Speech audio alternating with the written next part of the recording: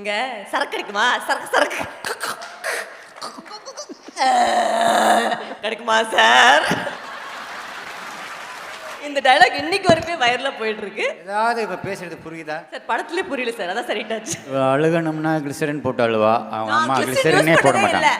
போய் ஃபர்ஸ்ட் படம் வந்து போடா போடி. ஆனா என்ன ஒரு நடிகையா வந்து இன்ட்ரடியூஸ் பண்ணது வந்து பாலா சார் தான். அதுக்கப்புறம் எனக்கு படிப்படியா வந்து வாய்ப்புகள் கிடைச்சது எல்லாமே அந்த தாரத்தப்பட்ட படத்தினால தான் இன்னைக்கு வரைக்குமே அந்த டயலாக் வந்து இவ்வளோ வைரலாக போயிட்டு இருக்கு. Bala sir is like a Guru to me, father to me. நிறைய வாட்டி யார்கிட்ட சொல்லியிருக்கேன், சார் உங்களுக்கு ஒரு கிட்னி வேணா என் கிட்னி எடுத்துங்க சார் சொல்லியிருக்கேன்னா அது உண்மை.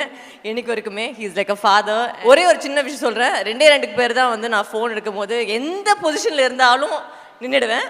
ஒன்று எங்கள் அப்பா, ரெண்டாவது வந்து பாலா சார். எந்த பொசிஷனில் இருந்தாலுமே வந்து ஃபர்ஸ்ட்டு வந்து ஸ்டாண்டர்ட் சார் சொல்லுங்கள் சார் என்னாச்சா சார் இது இல்லை நீ சென்னை வரணும்னு சொன்னாங்க. ஒரே விஷயத்துக்காக தான். And only for him I've come and I love you Bala sir and thank you for everything that you've done for us. One second I'll give it. வணக்கம் சார். பாலா சாரை பார்க்கும்போது எனக்கு சேது படத்தோட ஷூட்டிங் ஆடிஷன் அதுதான் ஞாபகம் வருது. ஏன்னா நான் சின்ன சின்ன கேரக்டர் பண்ணிட்டு இருந்தேன். ஃபர்ஸ்ட் டைம் ஆஃபீஸ்லேருந்து ஃபோன் பண்ணாங்க ஒரு ஹீரோயின் கேரக்டர் இருக்குன்னு சொன்னப்போ ரொம்ப எதிர்பார்த்து பயங்கர மேக்கப் எல்லாம் போட்டு நல்ல ட்ரெஸ்ஸிங்லாம் பண்ணி போனேன். போன உடனே ஃபஸ்ட்டு ஒரு சோப்பை கையில் கொடுத்துட்டு ஒரு டவல் கையில் கொடுத்துட்டு ஃபுல்லாக மூஞ்சியெல்லாம் போய் கழுவிட்டு வாமான்னாங்க. ஏன் சார்னு, ஏன்னா என்னோட படத்தில் வந்து மேக்கப்பே இருக்கக்கூடாது, நீங்கள் எப்படி இருக்கீங்களோ அதே மாதிரி இருந்தால் போதும்னாங்க. அப்போவே நான் நினச்சேன் ஏதோ சார்கிட்ட ஒரு விஷயம் இருக்குன்ட்டு. அதுக்கப்புறம் ஷெட்யூல் போயிட்டே இருந்தது. 1 வீக் எனக்கு ஷூட்டிங்கே இல்லை, ஏன்னா ஃபுல் அந்த கானா சாங் போயிட்டு இருந்தது.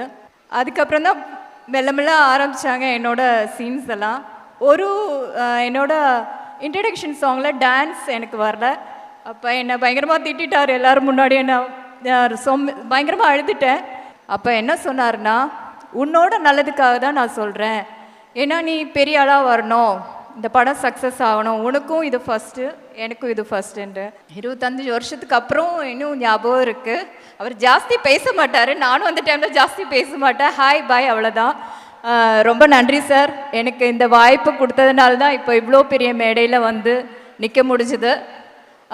இந்த 25 வருஷம் இல்லை, இன்னும் 50 வருஷம் கொண்டாடும் போது எனக்கு ஆயுசு இருந்தால் கண்டிப்பாக நான் வருவேன். Thank you so much. Vedika. Hi.